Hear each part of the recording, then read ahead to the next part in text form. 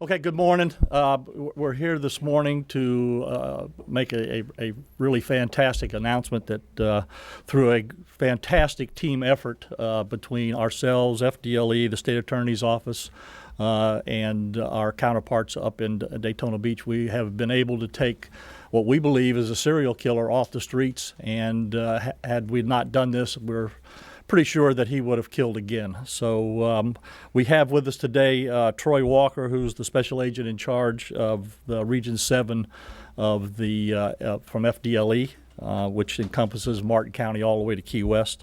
Lori Napolitano, who is the chief of generic genealogy for FDLE. Of course, my partner down here, State Attorney Dave Ehrenberg, and Captain Mike Wallace from our detectives is going to talk about the case. After you hear from all these people, I'll make a closing statement, then you'll have an opportunity to ask some questions. So at this time, I'd like Troy Walker to come forward. Thank you, Sheriff. Good morning. I'm Special Agent Troy Walker of the Florida Department of Law Enforcement, Miami Region. I appreciate you being here today, and this is a high priority case for FDLE and our genetic genealogy team. I believe you'll be hearing a lot about Robert Tyrone Hayes in months to come. But to this point, he has only been charged with Mrs. Bey's murder, but there's a strong indication that he may have been involved in 3 other cold case homicides in Daytona Beach. 1 in late 2005 and 2 in 2006. The investigators are continuing to work those investigations. FDLE, Palm Beach County Sheriff's Office, the State Attorney's Office, 15th Judicial Circuit, and Daytona Beach Police Department have worked diligently on this case. Genetic genealogy was the investigative tool that identified the killer. Killers like Robert Tyrone Hayes are the reason genetic genealogy is so important to public safety. Without genetic genealogy, predators like Mr. Hayes will continue to live in our neighborhoods, visit our parks, our libraries, restaurants, and go to our nightlife and entertainment districts to continue to hunt for victims.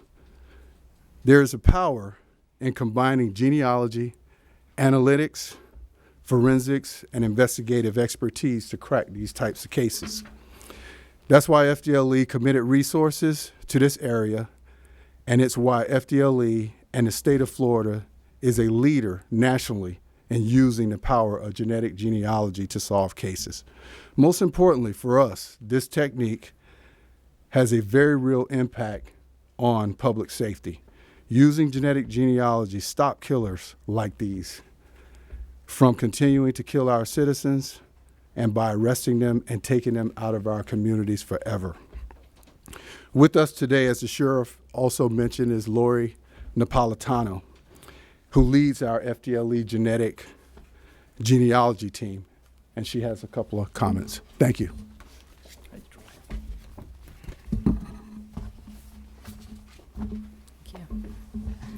Good morning. I'm FDLE Chief of Genetic Genealogy, Lori Napolitano. On behalf of FDLE's Genetic Genealogy team, I would like to extend our condolences to the family of Rachel Bey. Please know that we worked countless hours on her case to bring it to resolution and to give Rachel the voice that she lost. Almost 1 year ago, FDLE formed a genetic genealogy team to help Florida law enforcement agencies solve cold case sexual assaults and homicides. To date, we've identified 4 suspects in cold cases in Florida using genetic genealogy leads. FDLE provides the funding to pay for the testing, as well as having a specialized team that has skills in genetic genealogy, investigations, forensics, and analytical research. Our program includes a strong partnership with Parabon Nanolabs. They do our DNA testing, and they often do the first round of genealogy analysis for us. 1 suspect in our 4 cases that we've resolved so far was directly identified by Parabon, and our FDLE team identified the other 3 suspects.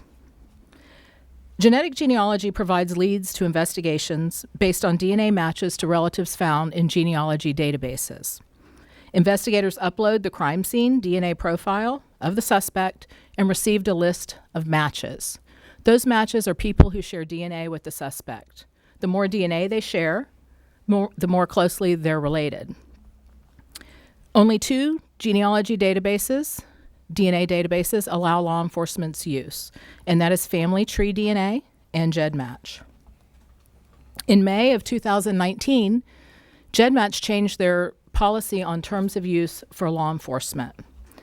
Essentially, at that time, there was 1.2 million DNA profiles in the public database, and GEDmatch changed their policy so that there became 0 for us to match to.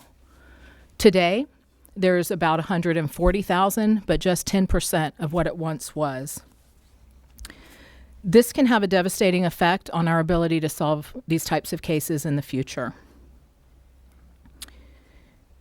I believe that there's been about 70 cases solved in our country in the last 17 months, cold cases involving murderers and rapists.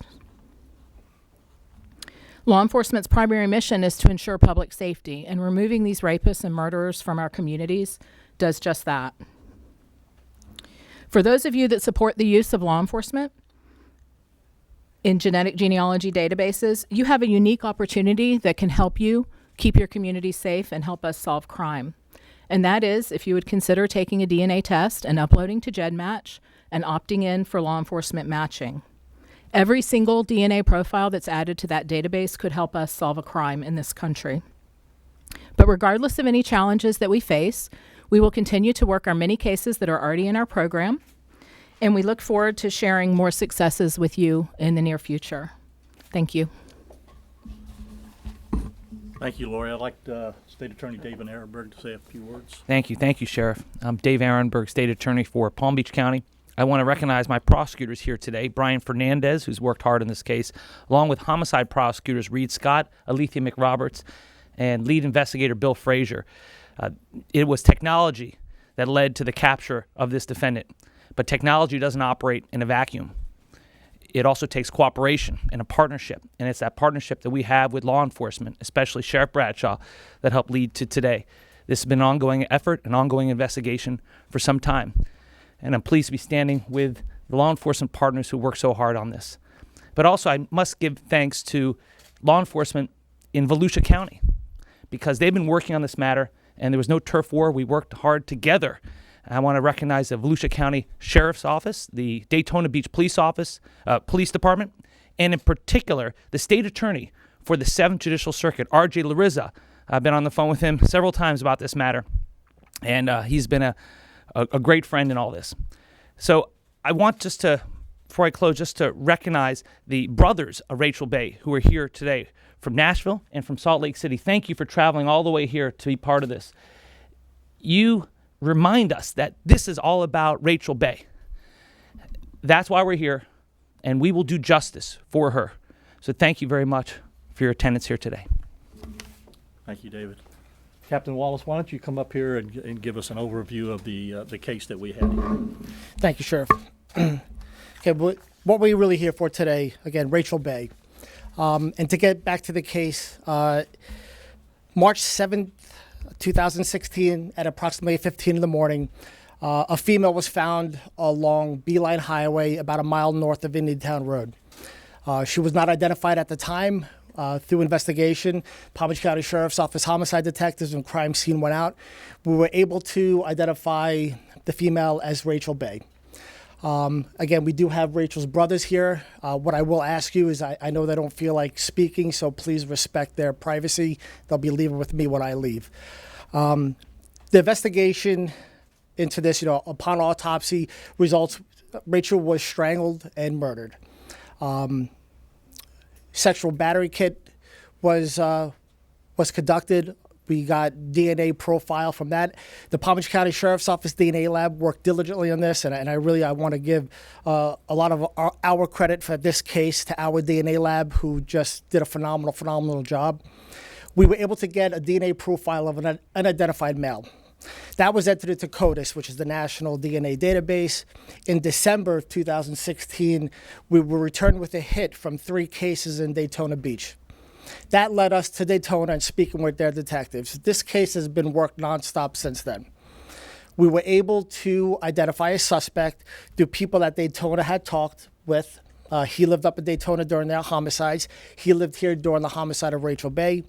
We were able to identify Robert Tyrone Hayes as our suspect. We were able to follow him and deal with him, and we were able to get his DNA, where we sent that to the FDLE lab up in Orlando, where we ended up getting a match. An arrest was made yesterday on Mr. Hayes for the murder of Rachel Bey. The Daytona cases are still open. They have not made an arrest on those cases yet. We are hoping that we continue to work with them. So this case technically is still open. Our case for Rachel Bey is closed, but the investigation into Mr. Hayes is still open. We executed a DNA search warrant yesterday on Mr. Hayes to do another comparison on DNA. Our DNA lab did it. The Palm Beach County Sheriff's Office DNA lab did it. And it is more likely the mixture of DNA. It's going to be two people. Remember, there's a sexual battery kit that's done. So we have Rachel Bey's DNA and Robert Hayes' DNA. It's more likely that the DNA sample is Rachel Bey and Robert Hayes than Rachel Bey and any other human on the planet. So understand what I just said. Rachel Bey, Robert Hayes, Rachel Bey, and anybody else on the planet. So we have our guy. So as the sheriff said, we believe we took a serial killer off the streets. We will be looking for additional victims. When we close this, I will be here for some questions. I may not be able to answer them, but at this time, I'm going to turn it back over to the sheriff. Thank you, Cap. You know, I spoke with the two brothers outside before we came in here, and the first thing they said was, you know, thank you for not giving up. And, you know, I told them the same thing I'm going to tell this community. The team that you're looking at up here will never, ever, ever give up. I don't care if it's 1 year, 10 years, 20 years, 30 years. We will keep working every single day, every single hour till we find these monsters that are out here that do these things. Because I can guarantee you, folks, if we hadn't put this individual in jail, he would have done this again, and we would have had another innocent victim out here. So I applaud this team, the hard work that everybody did. It's a lot of legwork on the detective's part, a lot of technology, and some very, very bright people in these labs that do what they do. So job well done by a fantastic team. Having said that, we'll take a limited amount of questions, and you direct them to who you want to answer them. How did Ms. Bey and Mr. Hayes come in contact with each other? Do you know? No, we know they came into contact earlier in the evening on the day that we found her. But how they came into contact, you know, we could speculate, and we don't want to do that. Detective, can you say if there's any common, I guess, denominator bringing together some of the other victims in Daytona that those cases are still open, I know, but anything that you think might bring this all together to tie to Hayes?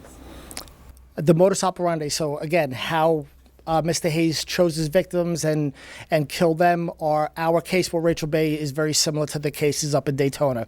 And to understand this, again, it is an open investigation because of the Daytona cases. We also are looking for where Mr. Hayes lived. Again, he lived in the Daytona area 2005, 2006 when they had those homicides. We know he was here when Rachel Bey was killed. We are looking for that time span in the middle to see if there's any victims anywhere else. Were these victims targeted or were they at random? No, at random. How long had he been living in Palm Beach County? He was living in Palm Beach County at the time of the homicide. I can't tell you exactly when he was here before then. Was he arrested here? He was arrested in Palm Beach County yesterday. Can you say anything? Yeah, I know a report was said something where that he was arrested up in Volusia County. That's not true. He was arrested here in Palm Beach County by Sheriff's Office Tactical Unit agents. Anything you can say about that arrest when you guys found him? He didn't resist.